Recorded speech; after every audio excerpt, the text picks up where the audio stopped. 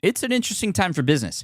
Tariff and trade policies are dynamic, supply chains are squeezed, and cash flow, it's tighter than ever. If your business can't adapt in real time, you are in a little bit of hurt. So how do you get full visibility and adapt in real time? Over 42,000 businesses trust NetSuite by Oracle, your AI-powered business management suite. It brings accounting, financial management, inventory, and HR all under one roof. NetSuite is the #1 cloud ERP for a reason. It's your single source of truth, giving you the data and control you need to move quickly. Real-time forecasting helps you move into the future with confidence, and with AI built in, you can automate the busy work and focus on strategy. NetSuite helps you see what's stuck, what it's costing you, and how to pivot fast. If I were running a business with a lot of moving parts, I'd use NetSuite for full control over everything. Tame the chaos with NetSuite. If your revenues are at least in the 7 figures, download the free ebook, Navigating Global Trade, 3 Insights for Leaders at netsuite.com/SPI. That's netsuite.com/SPI. The perfect product launch. It's the goal for every brand marketer. High heat, fast sellout, and fans posting recipes like trophies. What do Sydney Sweeney's soap drop, Taylor Swift's tickets, and your next launch have in common? Well, they're not bought, they're bragged about. Fanfare turns your drop into a moment. Fanfare cues real fans, blocks bots, and builds launch experiences worth screenshotting. Want hype without the heartbreak? Get Fanfare's 5-step hype drop playbook with our proven success formula and make your next launch unforgettable at fanfare.io/playbook. Again, fanfare.io/playbook. Welcome to the Smart Passive Income Podcast, where it's all about working hard now so you can sit back and reap the benefits later. He prefers handwritten letters over any other type of communication. Pat Flynn. Hey, it's Pat here. I wanted to share another, issue or problem I had when I was starting out with business that I sometimes still have. And I like to share these from time to time because, number one, I think it's important to be authentic. And, I think it shows some vulnerability, which allows you to connect with your audience a little bit more. And hopefully you'll connect more with me after this. But most of all, there's a big lesson, right? And so the big problem that I suffered from was buying all the tools, buying all the equipment before I knew exactly what I was going to do with it. What I mean is, especially in the world of entrepreneurship, there's a lot of different kinds of software. There's a lot of different pieces of camera equipment, microphone equipment, all that kind of stuff that seemingly can help us. And in many cases, and in most cases, they do. The microphones make us sound better. The video makes us look better. The tools make things more efficient. But just because they help somebody else doesn't necessarily mean they're going to help you, or at least right now, which might sound weird to hear from somebody who sells software, who sells products, who sells courses. But what it really comes down to is the all very encompassing world of squirrel syndrome, right? The idea that this new bright, shiny object could fix and solve all of our problems. And I want to break this down a little bit because I think it's important to know why we feel that way, especially with tools. I remember there was a episode of the Smart Passive Income podcast here way back in the day. I think it was like episode 80-something with Clay Collins. It's the first time he was on the show. And he had mentioned that in order to grow your email list, you want to create a single-page PDF file. There's many ways to grow your email list. This is one version of a lead magnet that you could provide to offer in exchange for an email address. But that is an idea of the PDF file that is essentially a list of 2 or 3 tools that a person might need in your industry to do whatever it is they need to do. If it's a photographer, hey, show them a PDF that shows them InDesign or Lightroom and quick bonus tips on how to use them. If you are, an entrepreneur helping other entrepreneurs, then maybe it's using something like Slack, maybe using another tool for editing something or what have you. Doesn't matter what the tools are, just a quick list of tools and basic ideas on how to use them. And that's enough to build an email list. And it's like, wow, really just a list of tools can, get people over the barrier of keeping their email address secure and tight to themselves? Yeah. Well, but why is that? Why does a list of tools become so attractive to us that we would be willing to give up something like an email address when normally, or an exclusive newsletter for something with amazing tips, it's a little bit harder? Well, people love free stuff, number one, and the PDF file would be a list of things that is free to access. But more than that, it's just the idea of the tools itself. Clay Collins in that episode described these tactics to work because people assume that when you get access to these tools, everything is going to change. It's the analogy of the amateur photographer who thinks that just because they're getting a new lens, they're going to be a better photographer. Yes, some of their photos might now be able to include the bokeh effect, this sort of blurred background because of a smaller aperture, but it doesn't necessarily mean they're going to become a better photographer. They still have to know how to use it, when to use it, all that kind of stuff. But it's the tools themselves that attract people to join an email list, if that is the kind of lead magnet you're going to offer. And so when it comes to us as consumers, we have to really be careful about the tools that we hear, and I share a number of tools here on this podcast. I share a number of tools on my social media channels and on my YouTube channel.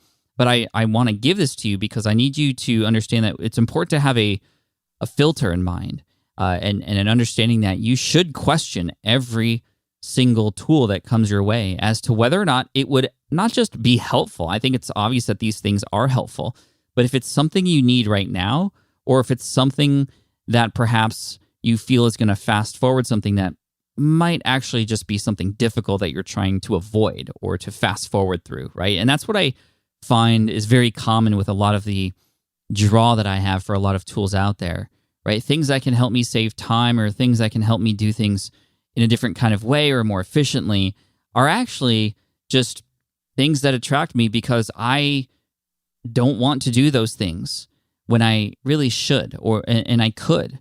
Either that or find somebody or delegate that to somebody else. But a tool, especially ones that cost monthly income or monthly revenue, right? A monthly fee, these things stack up. I am almost afraid to stack together all the things that I pay monthly for. It would likely be a very large amount. I mean, the truth is I know exactly how much that is because I keep track of that stuff. But in most cases, I'm sort of speaking as if I was Pat Flynn 5 years ago and I didn't keep track of these things. I think I have Matt and the financial team at SPI to thank for helping me learn how to sort of keep track of those things a little bit better. But having a filter in place now such that when a tool comes my way, when I see an ad on Instagram, when I hear about a tool on another person's podcast, especially if it comes from a friend, right? If Amy Porterfield says, hey, Pat, you got to get this tool, I almost buy it, or I used to almost buy it without even paying attention to exactly what that tool did. And if I found out what it did, I would just assume that it was perfect for me right now because it was perfect for Amy Porterfield. But that's very dangerous, right? That's very dangerous. And so we need to disconnect this idea that the tools are the answer, right? The tools are simply a way to become more efficient with something. The tools are a means to an end, but it's not, maybe I'm not saying that correctly, but the tools are there to support you on and with the things that you are already attempting to do. In many cases, these tools become a distraction and pull us away from the things that we're often, committed to do. They're distractions and they cost money and they could be very dangerous in that way without you even knowing it because it's masked by the idea that, hey, this is going to make your life easier and tools, you don't need them all, right? I would challenge you to run an audit of the tools that you use in your business right now and which ones are absolutely necessary, right? We can take a Marie Kondo approach to this. Does this spark joy? Well, maybe that's not the right thing for an entrepreneur because a lot of things like email marketing don't necessarily spark joy, but are very necessary, right? So email marketing should be on your list as something that is very necessary to do what it is you need to do.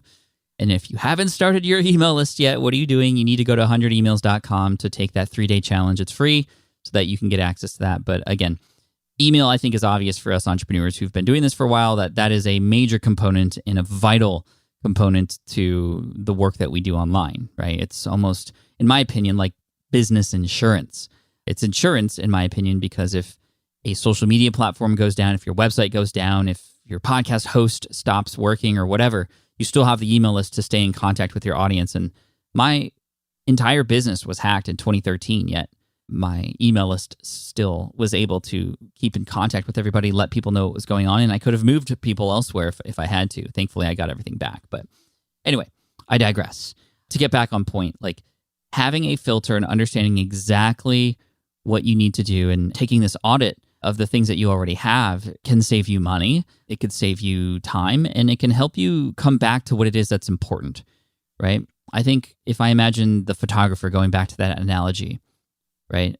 The bag that they might have full of lenses, like imagine 15 different lenses in there for 15 different situations, right? As a wedding photographer.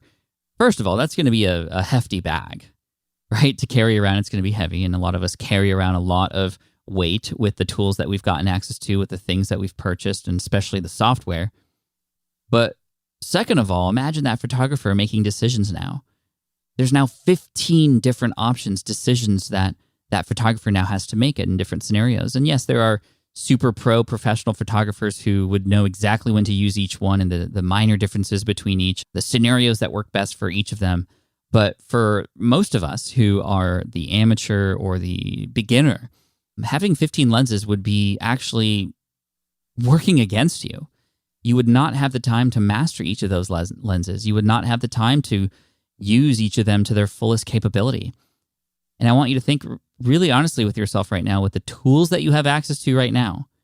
Are you using them to your best ability? Are you maximizing the effort that that investment could offer you? Probably not. Probably got it and either hoped for a magic button to happen. And, some software does that. You plug in a certain thing and then things start working better, and that's fine. But I'm talking about the tools that require work. But we also hope that they work like a magic button, but they don't. So we have them available, we pay for it, and we move on to the next thing that we hope is going to be a magic button. But that's not how it works. So I want you to, and my challenge for you here in this episode is to take an audit of the tools that you have access to and to see which ones are absolutely necessary for what you need to do. Which ones are ones that would be great if you actually use them, and then make a decision, okay, are you going to commit to using this, or are you going to stop that payment going through for now, thus opening up more, not just of your wallet, but of your mind to the tools that you have said yes to that are required, that will help you really get to where you need to go, right? We just, again, don't want that bag full of lenses. You don't need that. You can master the one or two lenses and have a much easier time on your back, not carrying all that stuff. So that's something that I needed to hear today, and I hope you needed to hear as well. Again, want to thank you for letting me be vulnerable, because this was a huge problem for me, and I have to put these things into place, these filters into place, these questions that I ask myself about these new tools that come across my screen. Do I need them right now? Is this actually going to help me, or is this something that is just distracting me from something I already know I need to do? So you could take those questions and ask those for yourself too. So cheers. Thanks so much, and I look forward to seeing you in next Wednesday's episode. We got a great interview coming up, and again, I'm back with you, just you and me, next Friday for this Friday follow-up episodes. And again, thank you so much. I appreciate you. Cheers. Thanks for listening to the Smart Passive Income Podcast at smartpassiveincome.com. I'm your host, Pat Flynn. Our senior producer is Sarah Jane Hess. Our series producer is David Grabowski, and our executive producer is Matt Gartland. Sound editing by Duncan Brown. The Smart Passive Income Podcast is a production of SPI Media. We'll catch you in the next session.